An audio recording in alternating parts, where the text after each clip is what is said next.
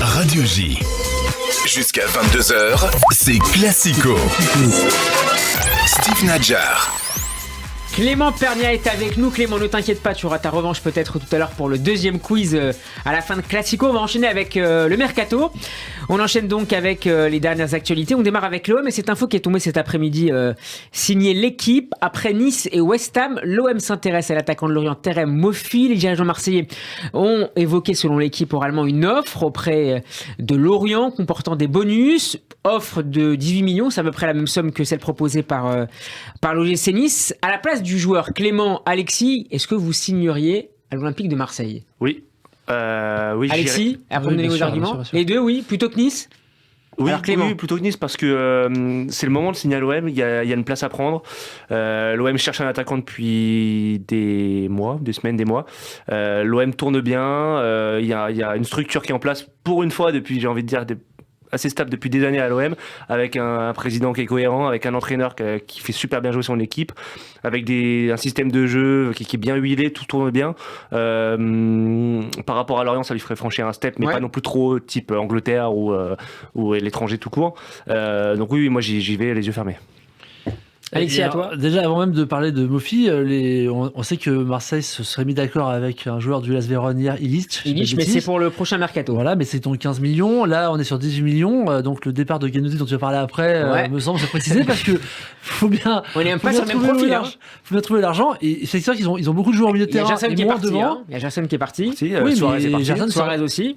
Gerson, c'est en option. Suarez, c'est une perte d'argent parce que Suarez avait acheté 12 millions de mémoire. Ils n'ont pas repris les 12 millions sur Suarez. Et Gerson, pour l'instant, c'est un prêt, je crois. Et après, mais sportivement, il y a de la place pour Moffi. Oui, non, mais Moffi, c'est adhérent. Mais du coup, ils sont tellement bordés au milieu de terrain que de toute façon, c'est pas. Et toi, tu penses qu'ils anticipent le départ de Guendouzi déjà? Moi, par rapport au discours qui était tenu sur le manque d'argent et sur le fait que Macour voulait qu'il y ait des ventes qui soient faites avant de racheter, je vois pas où ils prennent tout cet argent-là. Ou alors, ils sont sûrs d'être en Ligue des Champions. Ils ont déjà anticipé un 8e de finale en saison 2024. Mais non, mais Moffi, en plus, par rapport à son niveau athlétique, à sa connaissance du championnat de France, je pense correspondrait bien aux caractéristiques pour être à côté de Sanchez, quoi. Et que Sanchez tourne autour de Moffi, ça semble pas inintéressant. Il se plaint en privé d'être un peu trop isolé. Tout à fait, c'est pour ça qu'il a besoin d'un joueur de surface que Moffi correspond. Puis c'est pas un neuf, encore une fois. Non, c'est Alex pas Sanchez, justement. Non, c'est un faux neuf à la rigueur. Mais donc, et puis Moffi connaît bien la Ligue 1. On voit c'est pareil. Milik, c'est hyper intéressant. On voit que Milik à Marseille, ça marchait pas du tout. À la Juve, c'est quand même pas mal ce qu'il fait. Donc il y a aussi des systèmes, des championnats qui correspondent ou pas, des contextes. Et Moffi, en tout cas, pour Marseille, c'est bien et pour lui, c'est bien aussi. Alors, tu l'as évoqué, Alexis, Matteo Guendouzi continue d'être sollicité. Aston Villa, dirigé par un certain Unai Emery, insiste pour le faire revenir en Première Ligue. À la place du joueur, là aussi, est-ce que vous quittez l'OM en milieu de saison pour retrouver l'Angleterre? Moi, je suis Guendouzi, j'ai pas envie d'aller à Aston Villa. Moi, c'est l'inverse. Alors défendez vos arguments, messieurs. Alors, c'est l'inverse, mais c'est pas radical et je vais t'expliquer pourquoi. Déjà, aller en Première Ligue, évidemment, pour lui retourner en Première Ligue, là, c'est un gap énorme. C'est magnifique. T'étais à Arsenal avant, pour rappel, pour ceux qui ont oublié. Oui. Et tu repars à Aston Villa, t'es standing en dessous, quoi. Mais Aston Villa, c'est pas n'importe qui. Aston Villa, c'est en Ligue 1, c'est 4 ou 5e. Il faut voir comment ça joue Aston Villa. Depuis que Unai Emery l'a repris, déjà pour jouer avec Unai Emery, moi ça me plairait, personnel. C'est un super entraîneur. Aston Villa, c'est une équipe qui tourne super bien, avec une dynamique, une ferveur, un stade. Ils ont un milieu aujourd'hui avec Douglas Luiz, avec Buendia. C'est une belle porte de retour pour lui. Attention, va falloir se faire sa place à Aston Villa. Ça va être compliqué par contre. Il va falloir être très bon. Mais pour le défi, je pense que pour le défi de retourner en Angleterre, justement reprouver qu'en Angleterre que c'est un très bon joueur et jouer dans cette équipe qui tourne bien et puis financièrement. Mais dès maintenant. Alors que est-ce que l'opportunité pourquoi non? Alors Alexis. Pourquoi non? Parce que je suis en train de me faire ma place en équipe de France. J'ai besoin d'être vu et visible. Je serai beaucoup plus vu et visible à Marseille, dans les deux clubs français qui font la pluie et le beau temps sur la planète France. Où je suis titulaire indiscutable aussi. Où je suis titulaire indiscutable et où je représente quelque chose, parce que Guendouzi représente un peu les valeurs de combativité qu'on apprécie à Marseille. Pour me retrouver à Aston Villa, Camara, qui est aussi à Aston Villa, si je dis pas de bêtises, Aujourd'hui, même s'il est blessé, on l'a complètement oublié. C'est-à-dire que ces clubs d'Angleterre, c'est à double tranchant, mais j'ai envie de dire que d'un point de vue carrière équipe de France, je pense qu'il n'est pas assez établi pour se permettre de partir dans un club du championnat anglais que je qualifierais de seconde zone, même si ça joue bien, etc. C'est quand même derrière City, United, Tottenham, Arsenal. Alors, retour cette fois dans l'autre sens de Morgan Sanson qui débarque à Strasbourg, le milieu de 28 ans, est cédé jusqu'à la fin de la saison par Aston Villa, justement. Bonne idée pour Très bonne idée pour Strasbourg. Qui a perdu Thomasson. Pour lui, c'est terrible parce qu'il a très peu joué cette saison. Ouais. Pour Strasbourg, alors je vous avoue que je connais pas trop l'état de forme de Sanson. Je l'ai trop peu vu jouer cette saison, je sais plus ce qu'il vaut aujourd'hui.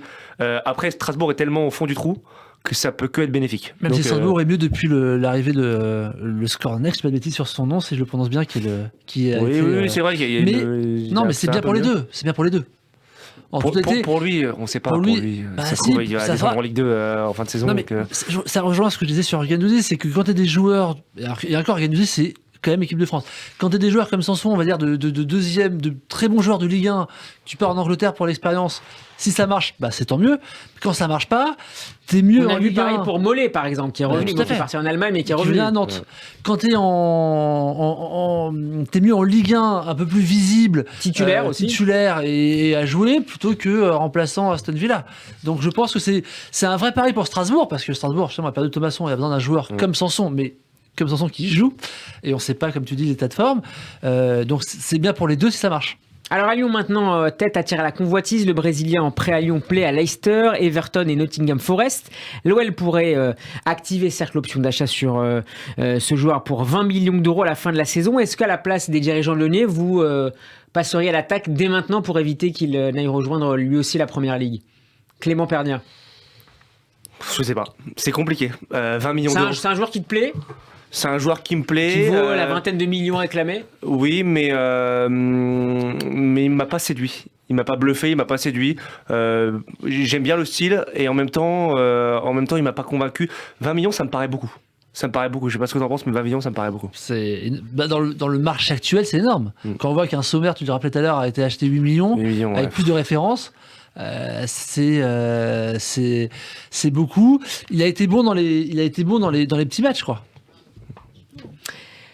Clément Pernia, c'est ton deuxième passage dans Classico. On a terminé avec le Mercato pour le moment en tout cas, mais tu n'as encore jamais participé au questionnaire Si j'étais. On va réparer ça tout de suite. Je vais perdre.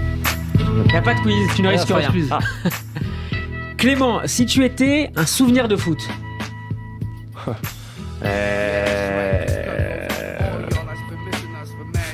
PSG Marseille 2006 au Stade de France.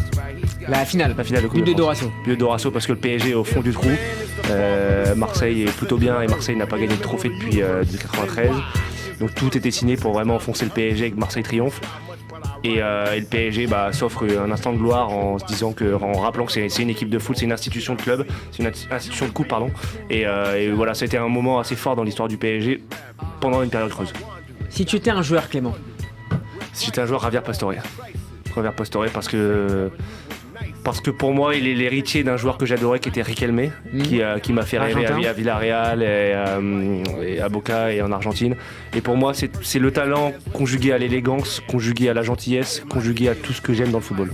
Si tu étais un match, au-delà de celui contre l'OM évoqué tout à l'heure. Si j'étais un match Ajax-Tottenham 2019.